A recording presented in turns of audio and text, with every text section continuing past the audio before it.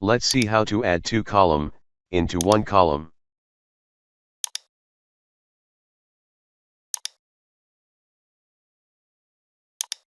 Enter the equals concatenate function.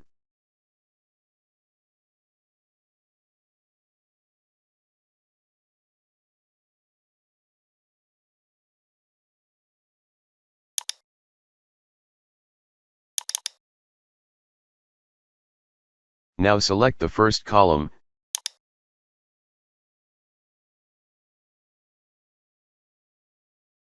then comma,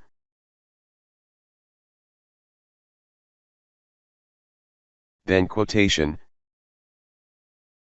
then a space, then quotation, then comma, then select the last column,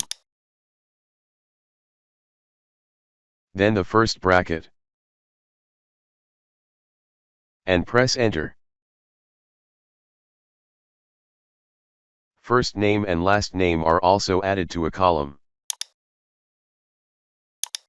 Now apply this function to all other columns. Thanks for watching. If you like my video, please subscribe and share.